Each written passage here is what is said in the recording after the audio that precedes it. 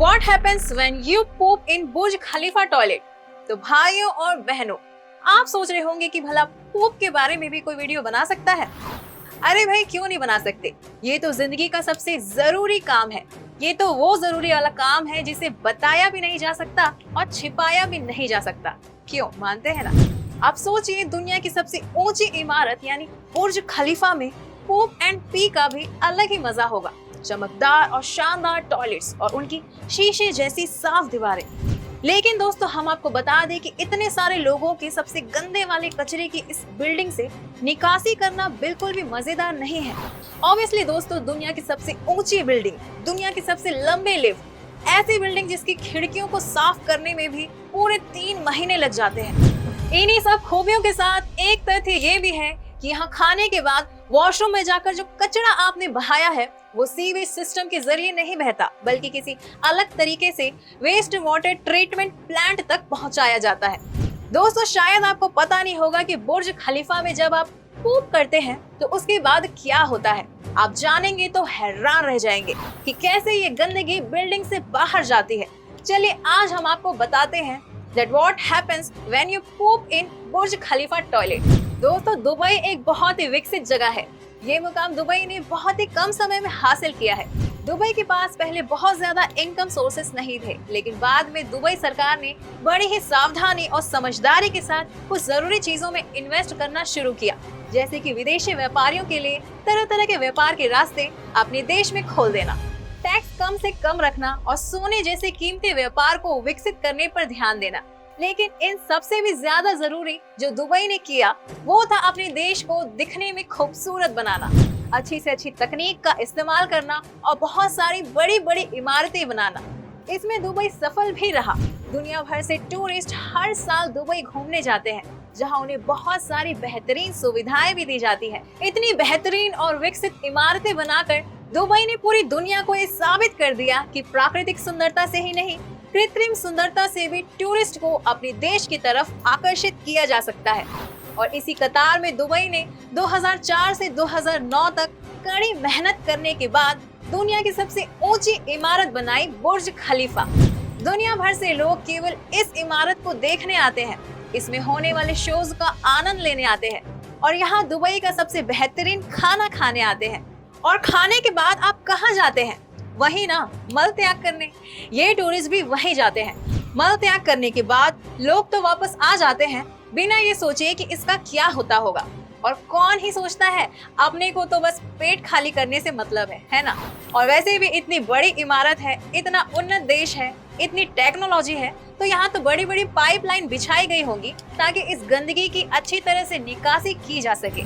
इतनी अद्भुत बिल्डिंग है तो सीवेज से निपटने का तरीका भी अद्भुत ही होगा। ये तो देश का मुख्य आकर्षण है। ये 828 मीटर ऊंची गगनचुंबी इमारत निश्चित तौर पर municipal waste water treatment plant system से अच्छी तरह जुड़ी होगी। हम सभी ऐसा ही सोचते हैं। लेकिन दोस्तों, हैरानी की बात तो ये है कि बुर्ज खलीफा में इसका बिल्कुल उल्टा है। वो कहावत तो आपने सुनी ही होगी कि हर चमकती चीजें सोना नहीं होती।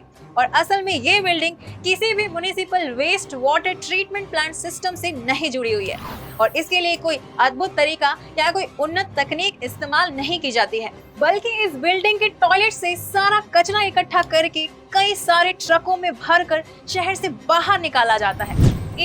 सुनकर भी उन ट्रक ड्राइवर्स पर दया आ जाती है और जिसे अभी भी दया नहीं आई, उन्हें आगे की बात सुनकर जरूर इन ट्रक ड्राइवर्स पर दया आ जाएगी। ये ट्रक इस बिल्डिंग से कचरा लेकर शहर से बाहर बनाए गए वेस्ट वाटर ट्रीटमेंट सिस्टम में डालने के लिए 2 या 3 घंटे तक नहीं, बल्कि 2 या 3 दिन तक कतार में खड़े रहते हैं। 24 घंटे तक इस बदबूदार ट्रक को लेकर कतार में खड़े रहना तो बहुत ही आम है, लेकिन कई बार ऐसी परिस्थितियां भी आती है कि इन ट्रकों को 2 से 3 दिन तक इसी कतार में खड़ा रहना पड़ता है। और शायद बहुत ही मजबूर लोग होंगे जो ऐसी जॉब करते होंगे। अब आप सोच रहे होंगे कि इतना टाइम क्यों लग जाता है? क्योंकि दोस्तों, दुबई में केवल एक इस बिल्डिंग के साथ ही नहीं है, बल्कि वहाँ की ज्यादातर ऊंची इमारतें ऐसे ही टॉयलेट के कचरे को ट्रकों में भरकर वेस्ट वाटर ट्रीटमेंट सिस्टम तक लेकर जाती है। यानी कि रोज ऐसे कितने ही ऑरेंज कलर के ट्रक बड़ी बड़ी इमारतों से निकलते हैं इस कचरे की निकासी के लिए। अब ईमानदारी से बताइए कि आपको शौक लगा ना? दुबई में लगभग 63 बिल्डिंग है जिसकी ऊंचाई 656 फुट से भी ज्यादा है और छोटी छोटी इमारतों की तो कोई गिनती ही नहीं है। और इतने सारे ट्रकों के लिए दुबई के 2 बड़े बड़े वाटर वेस्ट ट्रीटमेंट सिस्टम शहर से बाहर बनाए हैं। वहीं पर कचरा डालने के लिए घंटों कतारों में ये ट्रक इंतजार करते हैं। द हाइट्स एनाटॉमी ऑफ ए स्काईस्क्रैपर की राइटर केट एस्टर ने अमेरिका के एक रेडियो कार्यक्रम पर इस प्रणाली के बारे में अच्छी तरह बताया था। उन्होंने अफसोस भी जताया कि इतनी विकसित जगह का सीवेज सिस्टम कितना अविकसित है। शो के होस्ट टेरी ग्रॉस ने उनसे सवाल किया था कि where does all the pope go, मगर उनके सवाल का जवाब देने के पहले भी केट एस्टर ने अपनी बुक में इसे बहुत ही अच्छे से एक्सप्लेन भी किया था। बुर्ज खलीफा की इमारत 163 मंजिल की है, जहां एक साथ 35,000 लोगों के रहने की क्षमता है। इंटरनेट पर मौजूद कुछ वेबसाइट्स ने इनका जो भी हिसाब लगाया है उसके अनुसार 35,000 लोगों का मल कुल मिलाकर लगभग 7 टन तो हो ही जाता है। इसके अलावा भी वहाँ हाथ धोना, नहाना, ब्रश करना और अन्य कार्यों के लिए पानी का इस्तेमाल करने का कुल भार 15 टन हो जाता है और ये रोज का आंकड़ा है।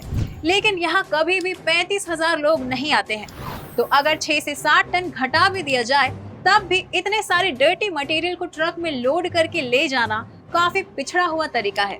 हो सकता है कि जब बुर्ज खलीफा को बनाया गया तो किसी ने सोचा नहीं होगा कि इस कचरे की निकासी कैसे करनी है। अब एक हैरानी वाली बात अगर आप सुन लेंगे तो शायद आप दुबई जाने का ख्याल भी छोड़ देंगे। दोस्तों, ये ट्रक इतनी लंबी कतार में घंटों खड़े रहते हैं, लेकिन कई बार इससे बचने के लिए गैर कानूनी तरीके से ट्रक ड्राइवर्स इन ट्रकों का ये गंदा कचरा नालियों में या फिर रेगिस्तान के टीलों के पीछे फेंक देते हैं। और इसका परिणाम जानते हैं आप? इस तरह नालियों में ये कचरा फेंक देने के कारण ये सब कुछ बहकर फारस के खाड़ी के समुद्र में चला जाता है, जिसके पास स्विमिंग बीचेस भी हैं। अब वहाँ के डॉक्टर्स ऐसा दावा कर रहे हैं कि ऐसे बीचेस पर जाने से पर्यटकों को टाइफाइड और हेपेटाइटिस जैसी बीमारियां होने का खतरा बढ़ता जा रहा है। दोस्तों, इतनी बड़ी इमारत का दुबई के म्युनिसिपल सीवेज सिस्टम से नहीं जुड़ा होना पूरी दुनिया के लिए बहुत चौंका देने वाली बात है। वैसे एक कारण ये भी बताया जाता है कि जब बुर्ज खलीफा बनकर पूरा होने वाला था, यानी 2008 में, उस समय दुबई उधारे में भी फंसा हुआ था।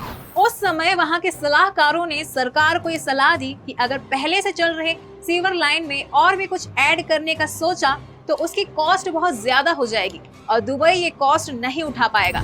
जब पोप ट्रक से काम बन सकता है तो सीवर सिस्टम पर खर्चा करना वेस्ट ऑफ मनी ही होगा और सरकार इसी सुझाव पर चल पड़ी। वैसे खबरों की माने तो अब दुबई सरकार सीवेज सिस्टम को रीडेवलप करने की योजनाएं बना चुकी है और 2025 तक ये काम पूरा भी हो जाएगा। दोस्तों, ये जानकारी हमने इंटरनेट पर उपलब्ध खबरों और सूचनाओं से प्राप्त की है। हम व्यक्तिगत तौर पर इसकी पुष्टि नहीं करते। हमने केवल शैक्षिक उद्देश्य से ये वीडियो बनाया है और हम आशा करते हैं कि आप सभी इस वीडियो को इसी तरह से लेंगे। दोस्तों, क्या ये वीडियो देखने के बाद अब भी दुबई के बीच पर छुट्टियां मनाने का आपका सपना कायम है? अगर कायम है तो इसका मतलब है आपने वीडियो को ध्यान से नहीं देखा। फिर आप एक बार और इस वीडियो को ध्यान से देख लीजिए। इस बार सब कुछ अपने सामने इमेजिन करके देखिएगा और फिर हमें बताइएगा कि क्या अभी भी आप जाएंगे दुबई वाले बीच पे। वैसे बुर्ज खलीफा जाने का भी विचार हो तो सोच लीजिएगा कि किसी को आपका मल ट्रक में उठाकर ले जाना पड़ेगा। अब शायद आपको चमक धमक के पीछे के कुछ तथ्य भी मालूम हो गए होंगे जो अच्छे तो बिल्कुल भी नहीं है। अगर आप चाहते हैं कि दुनिया की सबसे ऊंची इमारत के इस महान आर्किटेक्चर और महान इंजीनियरिंग के बारे में सभी को मालूम होना चाहिए तो इस वीडियो को ज्यादा से ज्यादा शेयर जरूर करें। दोस्तों, अगर आपको ऐसी ही इंफॉर्मेटिव वीडियोस देखना पसंद है तो हमारे चैनल को सब्सक्राइब करें और डेली न्यू अपडेट्स के लिए हमारे फेसबुक पेज को फॉलो करें। धन्यवाद।